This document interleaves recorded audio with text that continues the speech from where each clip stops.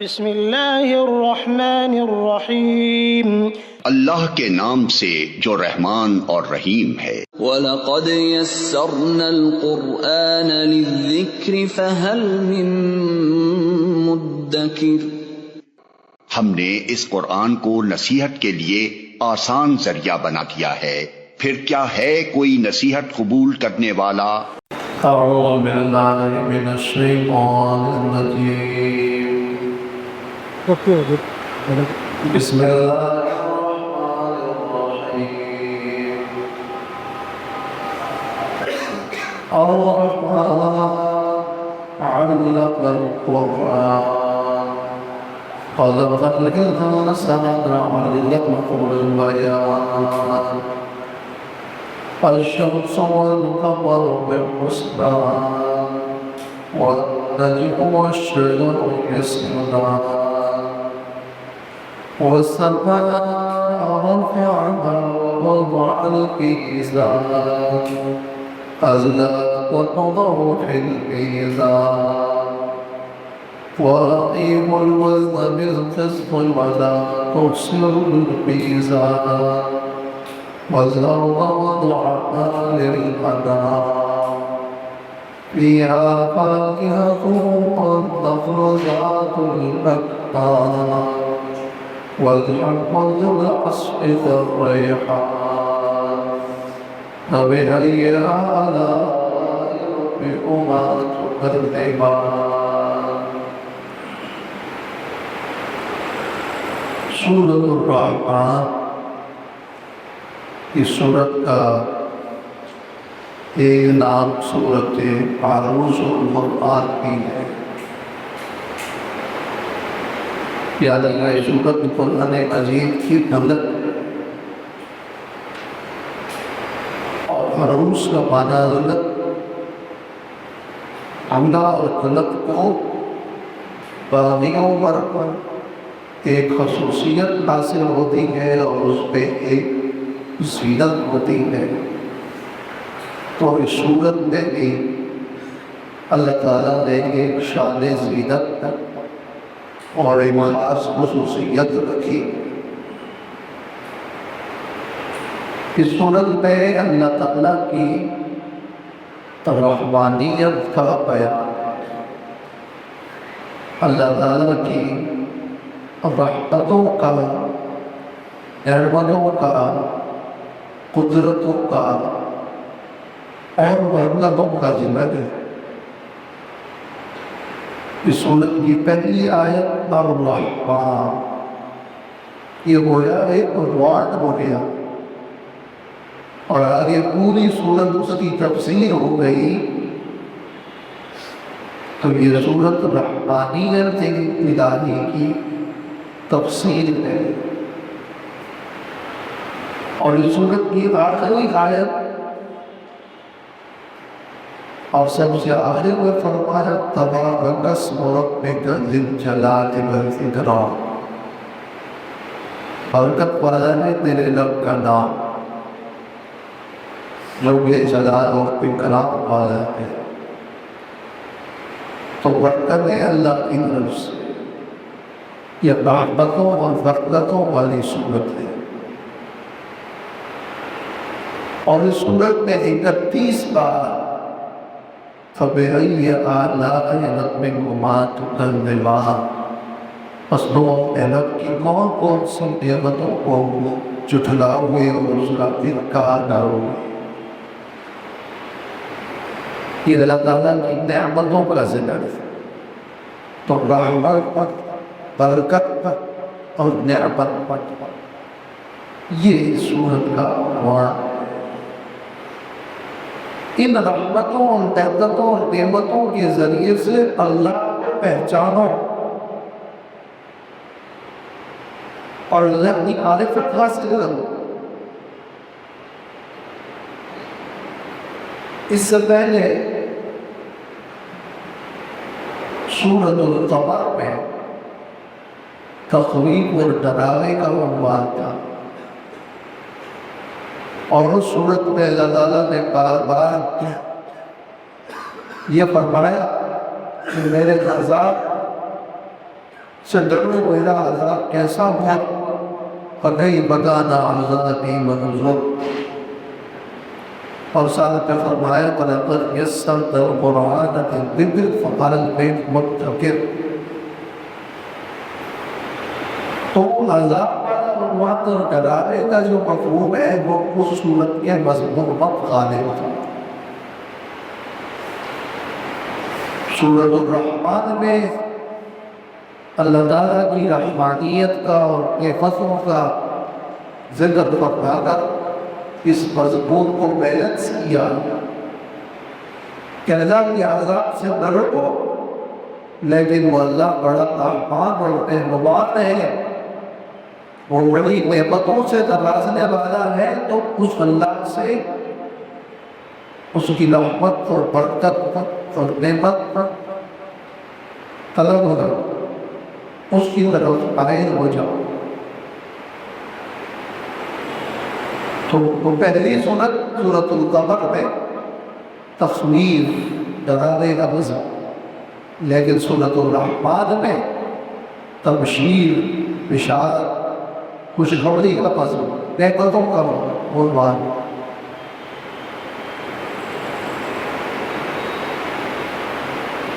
اس سورت کا خلاصہ یوں ہے کہ ابتدا میں اس سورت کی آیت نمبر 1 سے لے کر آیت نمبر 30 تک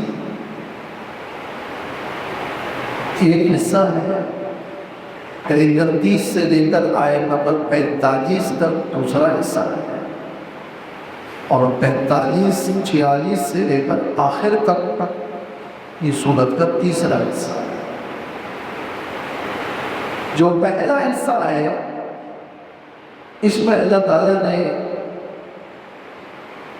اپنے دینی، روحانی، جسمانی نعمتوں کا ذکر فرمایا.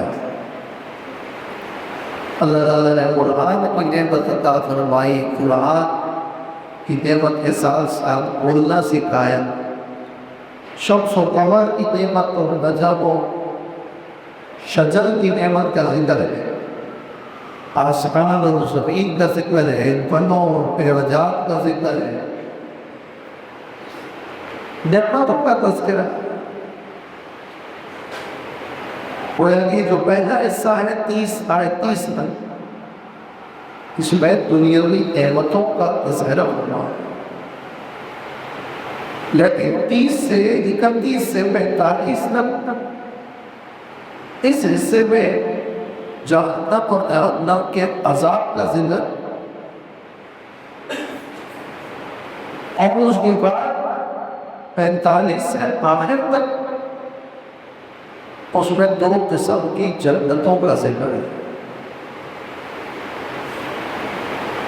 تو ایک حصہ دنیاوی نعمت، دوسرا حصہ جہنم کا عذاب، اور تیسرے حصے میں 2 قسم کی جنتوں کا تذکرہ تفصیل سے. اور جب پہلے حصے میں دنیا کی نعمتوں کا ذکر فرمایا تو 8 بار ہے وہ میرا اللہ ہے بات بولتا.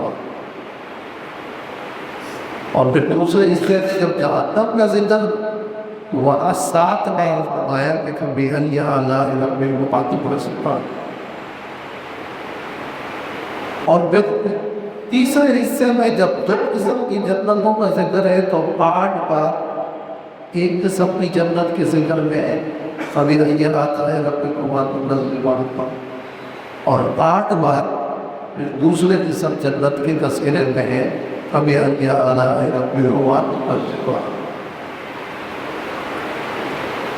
تو اس طرح 31 بار اس صورت میں یہ جملہ کرنا ہے اور تکرار سے. اور اللہ بتلاتے ہیں کہ جہنم کا ذکر کا تو 7 مہینہ ہے کبھی اللہ کو مانتا کر، اور جب جنتوں کا ذکر تھا تو 8 بار 8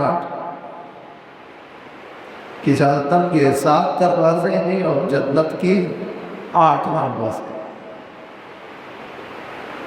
اور دنیا کی جو مختلف نعمت ہیں ان کی آٹھ کیٹیگریوں میں نقصان حقیقت کرنے کی وجہ سے اور دنیا کی نعمتوں میں سے جب میں نے 8 بار وہ ہے کہ اللہ کی رحمت اور برکت اور نعمت وہ اللہ کی عذاب نہ لانے میں جب سنت ظفر میں فَكَيْفَ كَانَ عَلَيْكُمُ النُّذُرُ یہ ذکر بہت بات پڑا اور وہاں پر وَلَقَدْ يَسَّرْنَا الْقُرْآنَ لِلذِّكْرِ اس سے اس صورت میں بدل جہاں کسرند ہے وَبِأَيِّ آلَاءِ رَبِّكُمَا تُكَذِّبَانِ تو اللہ کی رحمت اللہ کے غضب پر قائم ہے اور اللہ تعالیٰ نے اپنی رحمتوں کا ذکر کر کے یہ حکم دیا کہ مجھے پہچانو میں مہربان تھا اور ترغیب بھی دینا مقصود ہے کہ میری معرفت ہو اور تم اللہ کی طرف پڑھنے سے یہ اس صورت کا خلاصہ ہے بسم اللہ الرحمن الرحیم الرحمن اللہ وَيَعْلَمَ الرحمن ہے علق القرآن جس نے قرآن کی تعلیم دی سکھایا قرآن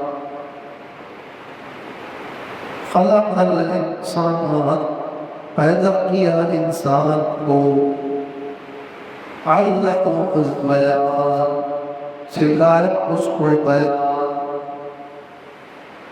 نقل کی طاقت عطا کی الشمس والقمر بحسبان سورج اور چاند حساب سے چل رہے ہیں والمشرق باسم اللہ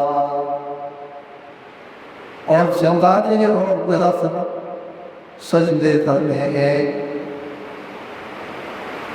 والسماء رفعها اور آسمان اس کو بلند کر دیا ووضع الميزان اور ترازو رکھ دی ترازو بلند کر دی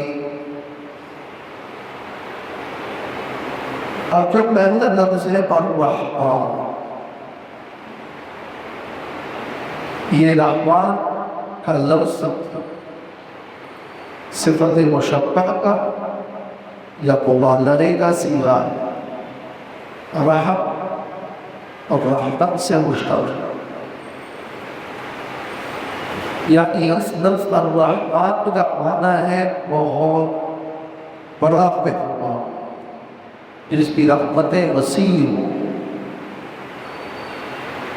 اور جب وہ کہتے ہیں کہ بے نہایت اور بے حد میں تو بات تو گویا کہ صرف بے حساب صرف نعمتیں اور رحمتیں زیادہ نہیں ہے بلکہ بے حد ہے یہ پہلے سے جب تک میں حد میں ہوں اور پھر آگے مضمون ہے جیسے کہ ہم نے ذکر کیا کہ یہ اس رحمان کی تفصیل ہے پوری صورت اللہ کی رحمانیت ہے پچھلی صورت کی آخری آیت تھی کہ متقین جنتوں اور باغات اور نہروں میں ہوں ان المتقین فی جنات و نہر فی مقعد صدق اور میں خوشی کی جگہ میں ہوں یہ جنت کہاں ہے عند ملیک مقتدر یہ اس ذات کے پاس ہو اس کے کہاں ہے جو کہ بادشاہ ہے اقتدار والا اس کی ہاں یہ جنت ملیک اور مقتدر کے آئے جنت میں وہ طاقت والا بادشاہ، عالم، اقتدار والا مقتدر، وہ کون ہے؟ الرحمن، وہ بے غرض مہربان ہے۔ بولے یہ تھا رحمان اس ولی کے مقتدر کے ساتھ متصل، اور یہ اس کا جواب ہے کہ اگر سوال ہو کہ وہ ولی اور وہ مقتدر کون ہے، تو وہ رحمان، وہ رحمان یا رحمان اس کا جواب۔ پھر یہ ایک عنوان ہوا جس کو علم نام میں کہتے ہیں رحمان مبتدا، رحمان علم القرآن، یہ اس کی خبر ہے۔ رحمان ہے قرآن کی تعلیم دی۔ خبر ثانی یہ ہے کہ خلقت انسان کو پیدا کیا۔ خبر ثالث یہ ہے کہ علمہ البیان، اس کو بیان سکھلایا، تو وہ مبتدا۔ اور اس میں تین خبریں، رحمان، موت رحمان، قرآن کی تعلیم دی، انسان کا پیدا کیا اور بیان سکھلایا۔ یہ تینوں جملے اس رحمان مبتدا کے لیے خبر پر۔ کفار مکہ رحمان کے صفت سے واقف نہیں تھے، کہتے تھے ومن رحمان، لا نعرف الرحمن، ہم رحمان نہیں جانتے، رحمان نہیں۔ اللہ نے نازل فرمایا کہ الرحمن علم القرآن، رحمان وہ ہے جس نے قرآن کی تعلیم۔ اللہ کا رحمت کا مطلب یہ ہے کہ اللہ اپنے بندوں کو خیر پہنچاتا ہے۔ رحمت کا معنی خیر پہنچانا ہوتا ہے۔ رحمت کا لغت کے اندر معنی ہے رقت القلب و ایصال الخیر، دل کی نرمی اور خیر پہنچانا۔ اللہ کی رحمت کا پڑھنا یعنی اللہ خیر پہنچانا۔ اور وہ خیر اور بھلائی جو اللہ کی طرف سے ہے، مبکر ہے، اور رحمت ہے جو اللہ کی طرف سے ہے، جو اپنے بندوں کو عطا کرتا ہے۔ ان میں سب سے بڑھ کر سب سے عظیم خیر وہ قرآن ہے۔ اس لیے تمام تر نعمتوں سے پہلے رحمان کے ساتھ متصل علم القرآن فرمائے گا۔ رحمان وہ ہے جس نے قرآن کی تعلیم دی اور قرآن سے ملایا۔ اس سے بڑھ کر اللہ کی کوئی رحمت نہیں۔ روئے زمین پر قرآن مجید سے بڑھ کر کیا نعمت ہو سکتی؟ تو رحمان اور علم القرآن دونوں کے ایک ساتھ ذکر سے یہ معلوم ہو رہا ہے کہ اللہ تعالیٰ کی رحمت کا سب سے بڑا مظہر اور سب سے عظیم مظہر اور رحمتوں میں عظیم رحمت وہ تعلیم قرآن۔ خیرکم من تعلم القرآن وعلم، اور خیر کیا ہے؟ رحمت خیر پہنچاتا ہے اور قرآن خیر ہے۔ ومن يرتد فقد اوتي خيرا كثيرا، جس کو حکمت دی وہی اس کو خیر کثیر دیا۔ اس لیے ہے میرے بندوں، میری دعوت بڑی وسیع، میں پاک رحمان اور الرحمن على العرش استوى، عرش پر مستوی ہے، اور ساری کائنات پر اللہ تعالیٰ کی رحمت ہے۔ لیکن اس عرش سے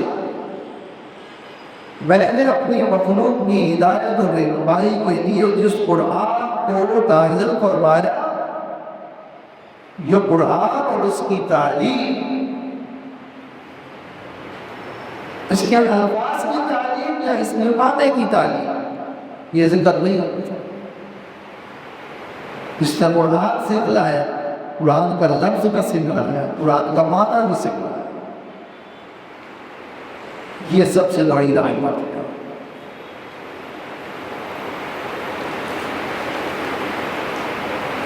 اور یہ جو اللہ کا لفظ ہے، اس کے لیے 9 مفعول ہوتے ہیں۔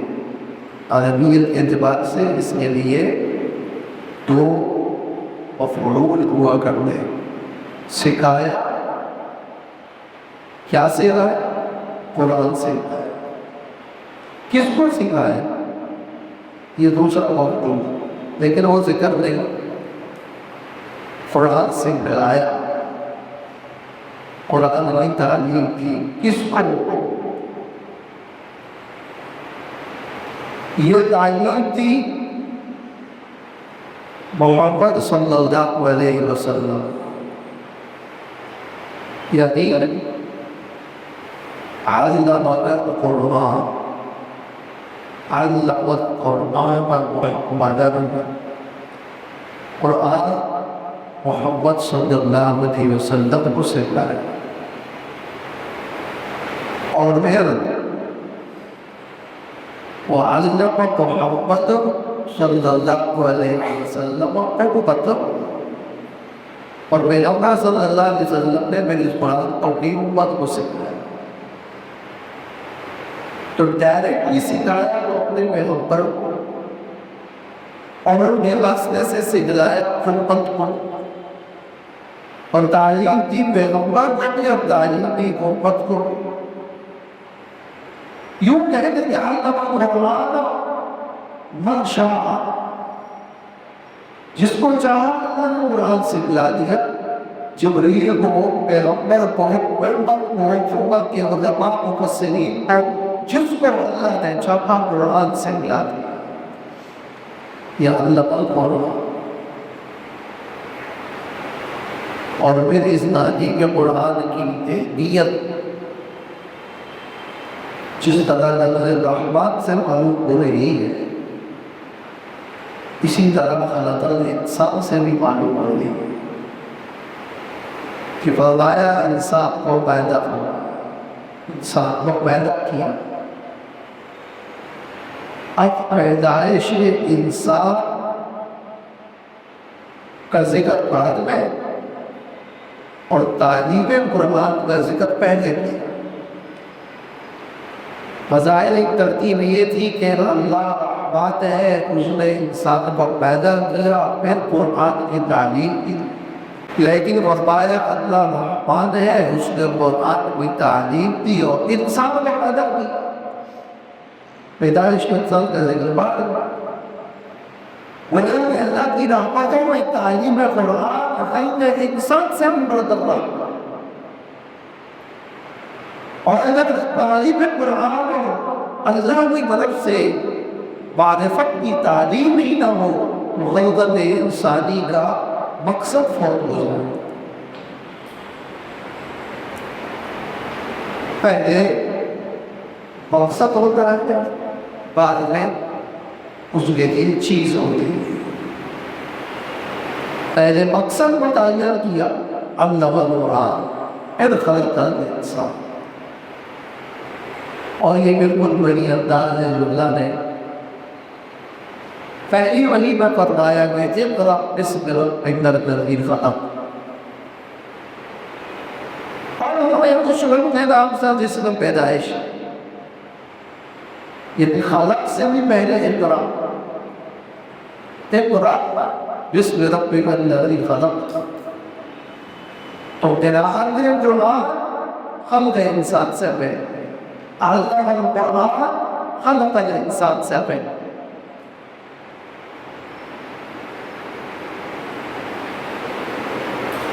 اور پھر بتایا علمہ البیان، اس کو اللہ نے بیان سکھایا۔ اسی قرآن کے لیے اللہ تعالیٰ نے اس انسان کو خصوصیات عطا کی. قرآن پڑھنے کے لیے پڑھنا سکھا، انسان کی خصوصیت ہے. انسان کو اللہ نے لکھنا سکھایا، پڑھنا سکھایا، بولنا سکھایا. ورنہ انسان پڑھ نہ سکتا تو کیسے قرآن پڑھتا؟ اقرا ہوا، انسان کو پیدا کیا، بولنا سکھایا تاکہ وہ پڑھ سکے. آگے بڑھ کر قرآن کیسے پہنچے گا؟ تو اللہ نے بولنا سکھایا تاکہ قرآن آگے پہنچ سکے. اللہ تعالیٰ نے علم الانسان ما لم يعلم علم بالقلم، قلم کے ساتھ سکھایا تاکہ انسان لکھ سکے. اب یہ لکھنا، پڑھنا، بولنا قرآن کے ساتھ جڑا ہوا ہے.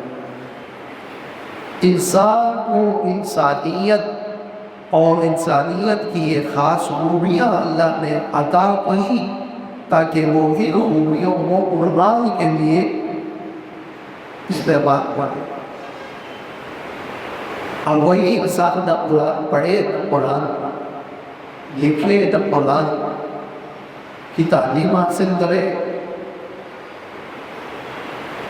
تو گویا کہ وہ علم البیان کی نعمت کی ناشکری کر رہا ہے.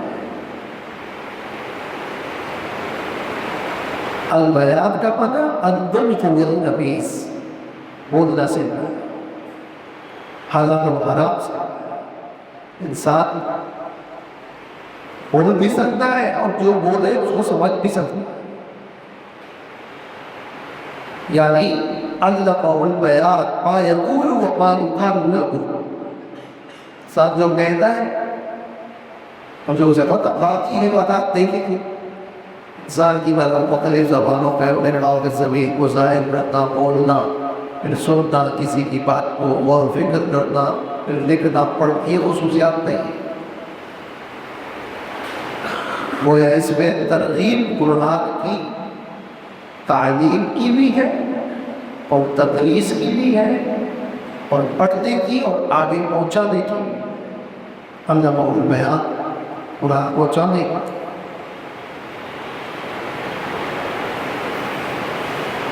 اس کے بعد اللہ تعالیٰ نے شمس و قمر کا ذکر فرمایا. اس کے بعد اللہ نے نجم اور حجر کا ذکر کیا. سورج چاند بعد میں، ستارے اور درخت اور پودے بعد میں قرآن میں. تو اللہ تعالیٰ کی نعمتوں میں ایک نعمت انسان کی جسمانی اور انفسی نعمت ہے. اس انفسی نعمت کے بعد آفاقی نعمتوں کا ذکر شروع ہوتا ہے. الشمس والقمر بحسبان، سورج اور چاند حساب سے چل رہے. بحسبان یعنی یجریان بحسبان، خلق بحسبان. والنجم والشجر یسجدان، اور ستارے اور درخت دونوں سجدہ کرتے. یہ جو النجم کا لفظ ہے عربی میں اس کے دو معنی آتے ہیں لغت کے اعتبار سے. یہ نجم پودوں کو بھی کہتے ہیں، یعنی نجم ستارے ہوئے ہیں. چونکہ یہاں النجم اور الشجر دونوں ایک ساتھ آئے، اس لیے بعض مفسرین کا معنی یہ ہے کہ والنجم کا اس آیت، نجم کا معنی ستارے تو آتا ہے، لیکن اس آیت میں الشجر کی مناسبت کی وجہ سے والنجم والشجر کا معنی ہے اور پودے اور درخت. یعنی نجم وہ پودا جس کے لیے اپنی وڈلی تو شجر کی اپنی اپنا تنا ہوتا ہے، اس کا تنا جو مضبوط ہو تو پودا ہی ہو گئی. کل نفس ما ساخن، جس کی اپنی وڈلی اور اپنا تنا نہ ہو پودا. تو والنجم والشجر یسجدان. لیکن اس کا جو معلوم اور نذیر الاستعمال معنی وہ ستارہ تھا، سورۃ النجم میں گزرا ہے۔ اور قرآن مجید میں دوسری آیات میں زمین، آسمان، شمس و قمر، بلکہ درختوں کے ساتھ بھی نجف، نجوم کا سیدر ستاروں کے معنی ہے وہ۔ اور یہاں اگر شجر ہے تو ہم اس سے منتظر تو الشمس والقمر نہیں ہوئے،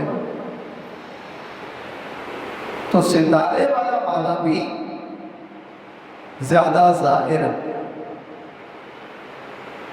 تو سوال یہ پیدا ہوتا ہے کہ ستارے نجم اور والشجر، ستارے اور درخت میں کیا مناسبت ہے؟ آسمان کا حسن ستاروں سے اور زمین کا حسن درختوں سے۔ تو ستارے آسمانی مخلوق اور درخت زمینی مخلوق دونوں اس جدا اللہ کے حکم کے تابع ہیں اور سجدہ کرتے ہیں۔ سجدہ کرتے ہیں کا کیا معنی ہے؟